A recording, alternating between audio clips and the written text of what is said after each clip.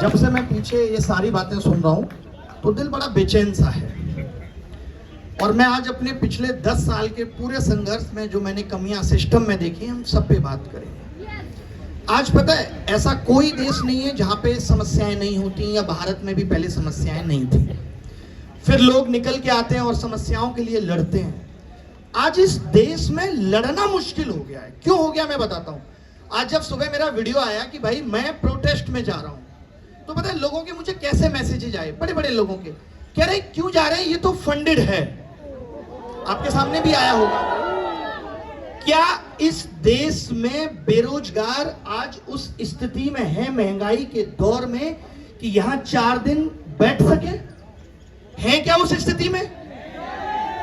क्या किसी आंदोलन का पर्पज ना जान करके ये जानना या बताना या इसको खत्म कर देना कि ये फंडेड है, क्या हो गया? क्या करेंगे? ये कितने दिन से अपने पास से चलाएंगे? आप सबको ये व्यवस्था देना कैसे संभव हो पाएगा? तो आज कोई आंदोलन इसलिए आंदोलन नहीं है क्योंकि फंडेड है। फिर एक नया आएगा, कोई कहेगा कि ये कांग्रेस की बी टीम है, कोई कहेगा कि ये आम आदमी की बी टीम है। और दुख की बात है कि शिक्षा मंत्री कह रहे हैं कि ये दहशतगर्दों की बी टीम है। तो मैं उनसे पहले तो ये पूछना चाहता हूं कि दहशतगर्दों की ए टीम उनकी है? ये तो बी है ना, एक इसकी है। और हम सब ने सुना है राघव चड्ढा के मुंह से कि ए टीम किसकी है, ये हमने सुना है। बी टीम है। यहां पे आकर के मैं ऐसे लोगों से भी सवाल करना चाहता हूं आपको, जैसे इन्होंने कहा कि यहाँ पे किसी के पिताजी की कल उन पे अटैक हो गया। आज हर आंदोलन में ये डर है कि कुछ ऐसे असामाजिक तत्व आएंगे जो ये काम करेंगे ताकि आंदोलन का मूल जो है वो दब जाए। ये हर आंदोलन का डर है। और मैं मीडिया से भी ये कहता हूं कि आप इसी डर को क्यों दिखा रहे हैं? आज आप ट्विटर खोलिए तो उस पर क्या दिखाया जाएगा? एक लड़के को, मीडिया से मेरा मतलब यूट्यूब मीडिया से भी ये पकड़ लेंगे, इसको नीट की फुल फॉर्म नहीं पता। मैं तो कहता हूं कि ये अनपढ़ है, लेकिन इसको अपना इलाज तो कराना है ना, तो ये चाहता है देश में अच्छे डॉक्टर बने। इसको नीट की फुल फॉर्म पता है, नहीं पता। अगर ये मीडिया उस वक्त होती तो शायद देश को आजादी नहीं मिलती, क्योंकि उस वक्त तो साक्षरता बहुत कम थी, उस वक्त लोग पढ़े लिखे नहीं थे। गांधी जी के आंदोलन में अगर आप लोगों के मुंह पे माइक लगा के पूछते और कहते फ्रीडम की फुल फॉर्म बताओ, फ्रीडम के बाद फायदा क्या होता, तो लोग शायद माइक पे बोलने से डरते। तब तो देश को आजादी नहीं मिल पाती। क्या हर एक, ये जो नीट है ना, मैं आपको बताना चाहता हूं, नीट एक रिसेंट में हुआ मुद्दा है, लेकिन ये जो आवाज इन्होंने उठाई है या आप लोग जो आज यहाँ इकट्ठे हुए हो, ये 5-7 सालों का गुस्सा है जो पिछले 8 साल में 80 पेपर लीक हुए। ये उसका दर्द है। नीट का पेपर ठीक से हो इसलिए इतने बड़े देश के प्रधानमंत्री को 45 मिनट के लिए रोक दिया जाता है, लेकिन पेपर लीक नहीं रोकेंगे। वो क्यों रोकेंगे? पेपर लीक तो उद्योग है, इससे हमें फायदा हो रहा है, ऊपर तक पैसा पहुंच रहा है। आप बताइए, आपने कभी बिहार के शिक्षा मंत्री को सुना है?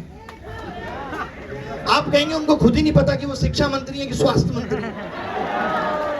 अगर देश का स्वास्थ्य मंत्री और शिक्षा मंत्री ठीक हाथों में ये जिम्मेदारी नहीं दी जा रही, तो क्या ये नेतृत्व पे सवाल खड़े नहीं करता? क्या आप किसी को भी उठा के स्वास्थ्य मंत्री बना दे रहे हैं जिसके खुद के स्वास्थ्य पे सवाल उठ रहे हैं? क्या शिक्षा मंत्री को शिक्षित नहीं होना चाहिए? इस देश के नेताओं को ऐसा लगने लगा है कि ना तो इस देश की शिक्षा व्यवस्था से उनको कोई मतलब है। आप बताइए, आपने कल परसों सुना होगा, उड़ीसा में 1 से लेकर के 8वीं क्लास तक के बच्चों की किताब में 1678 बड़ी गलतियां पाई गई। यार, इन लोगों ने बेसिक शिक्षा जो होती थी 1 से प्राइमरी स्कूल की, जिसमें हम भी पढ़ के निकले हैं, उसके तमाम हजारों स्कूल बंद कर दिए कि बच्चे नहीं आते। ये कह के इनकी खुद की नीति आयोग की रिपोर्ट कहती है कि 9806 स्कूलों में 1 शिक्षक है। आप कौन सा भारत बनाएंगे? अब आप में से या आपके जैसे तमाम लोग ये आवाज उठाते हैं, पहले भी ऐसे होता था। वो दिन दूर नहीं है जब हमारी न्याय व्यवस्था में खड़ा हुआ चोर, जब उससे पूछा जाएगा चोरी क्यों की, तो कहेगा 5 साल से कर रहा हूं। तब तो किसी ने कुछ नहीं कहा। बताओ आप, 5 साल से कर रहा हूं, किसी ने कुछ नहीं कहा। ये कौन सा लॉजिक है कि पहले भी ऐसा होता था? अगर पहले भी ऐसा होता था, 70 सालों में देश को लूटा गया था, मैंने सब कुछ मान लिया, उसी दर्द को तो खत्म करने के लिए हमने आपको चुना था कि आप आओगे और हमारे इन दर्दों को खत्म कर दोगे। क्योंकि विपक्ष में बैठ के आपने इतनी खूबसूरत बातें की, महंगाई पे आप बोलते थे, पेपर लीक को उद्योग आप बताते थे, और आज जब आपके हाथ में सब कुछ सही करना है तो आप मूक बने बैठे हैं। उस 45 मिनट में जब प्रधानमंत्री जी खाली थे तब तो बच्चों का दर्द बयां कर देते।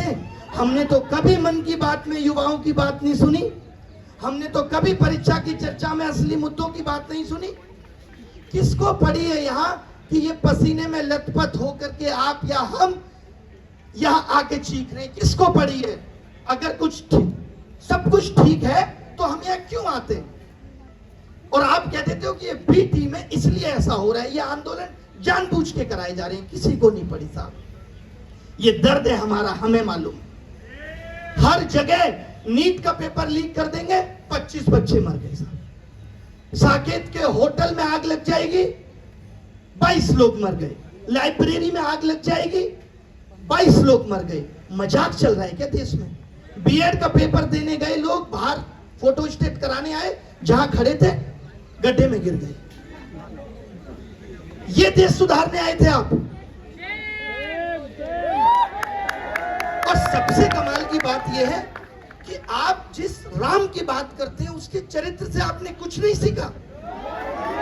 वो राम रात में निकल के लोगों का दर्द दुख सुनते थे, आलोचना सुनते थे कि प्रजा क्यों उससे खुश नहीं है, और आप उस आवाज को खत्म करने का काम करते हैं। मैं उन लोगों से कहना चाहता हूं जो ट्विटर पे और यूट्यूब पे बहुत बड़े ज्ञानी बने हुए हैं और जो इस आंदोलन की सिर्फ कमियों को निकाल के बता रहे हैं, जैसे आज तुम ये कहते हो ना कि 70 सालों में देश पीछे चला गया, आगे आने वाले वक्त में हम कहेंगे कि 100 सालों में भी देश बहुत पीछे चला गया। चाइना 1980 में हमसे पीछे था और आज देख लीजिए कहां पहुंच गया। मैं ये कहता हूं कि 2014 से पहले कोई विश्वगुरु नहीं बोलता था अपने आप को। 2014 से पहले कोई नहीं कहता था कि 2047 में विकसित भारत बनाना है।